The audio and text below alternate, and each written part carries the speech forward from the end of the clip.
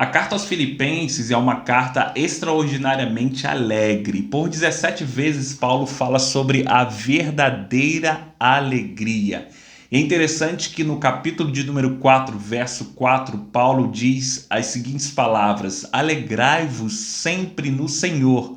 Outra vez digo, alegrai-vos. O que era a alegria para o apóstolo Paulo, visto que ele está escrevendo esta carta e ele não está na beira da praia tomando uma água de coco e curtindo um sol carioca. Não, o apóstolo Paulo está preso e ele fala sobre a alegria mesmo estando preso. Mas por que Paulo fala de alegria mesmo estando preso? Em primeiro lugar, precisamos considerar que a alegria para Paulo não estava baseada em status, fama, a quantidade de likes que ele recebia no Instagram, a quantidade de seguidores que ele tinha no Facebook. Não, para Paulo a verdadeira alegria era a pessoa do Espírito Santo plantando fruto do Espírito, que é amor e também alegria, dentre outras evidências. Então, Paulo ele tinha isso em mente em seu coração, que a fonte da verdadeira alegria não estava baseada em status, fama e nem em ser solto. Tanto que Paulo ele está preso, mas ele está falando sobre alegria porque a fonte da alegria de Paulo era o Espírito Santo. Precisamos entender também que as circunstâncias, as emoções de Paulo não governavam o seu coração. Ele já tinha entregado seu coração a Jesus Cristo. Tanto que no capítulo de número 1, verso de número 1 e 2, Paulo se apresenta dizendo que ele é um doulos de Cristo. Ele, Timóteo, ou seja, eles eram um escravo de Jesus Cristo. Então, as suas emoções não poderiam governar o seu coração, porque o seu coração já tinha dono e era a pessoa de Jesus Cristo. Por isso que ele vivia a verdadeira alegria, porque quem governava o seu coração era Jesus Cristo. Precisamos entender, baseado na carta aos Filipenses, que a verdadeira alegria ela não é alterada pelos ambientes. Ao contrário, ela altera os ambientes. O ambiente em que Paulo estava era um ambiente sombrio, um ambiente esquecido, um ambiente solitário, o ambiente da prisão.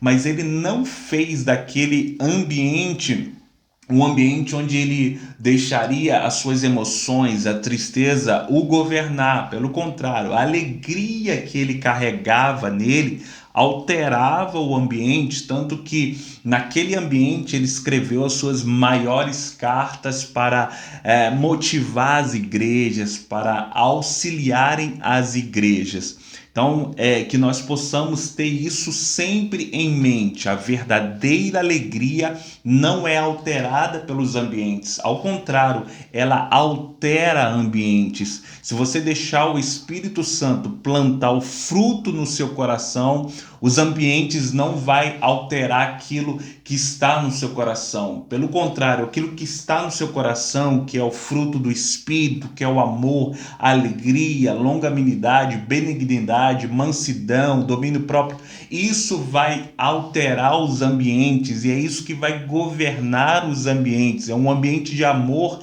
que vai governar a sua casa, um ambiente de alegria que vai governar a sua casa. Por quê? A verdadeira alegria, ela não se deixa influenciar pelo ambiente, mas é ela quem influencia ambientes.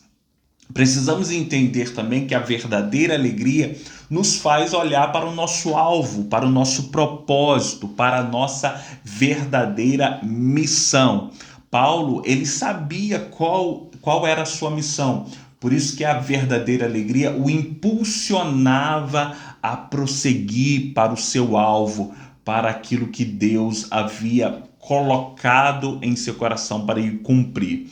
E em terceiro e último lugar, precisamos compreender de fato que a alegria gera uma vida de contentamento. A murmuração é o contrário de contentamento, de uma vida de contentamento. Murmurar é duvidar do caráter de Deus. Murmurar é duvidar da onipotência, a onipresença, a onisciência de Deus. É duvidar do próprio Deus.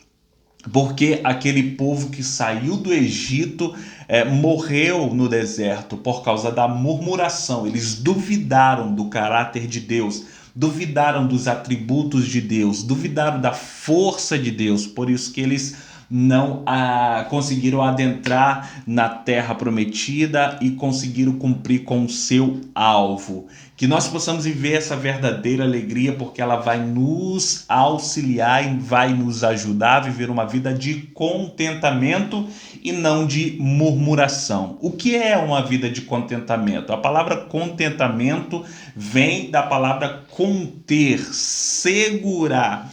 Ou seja, o apóstolo Paulo, ele sabia passar por momentos de escassez, também sabia passar por momentos de bonança. Por quê? Porque ele aprendeu a viver contente nesses ambientes. Ou seja, o contentamento de Paulo continha a vida dele para ele não murmurar em momento de escassez, em momento que ele não tinha o que comer, em momento que ele não tinha o que vestir. O contentamento continha a sua murmuração.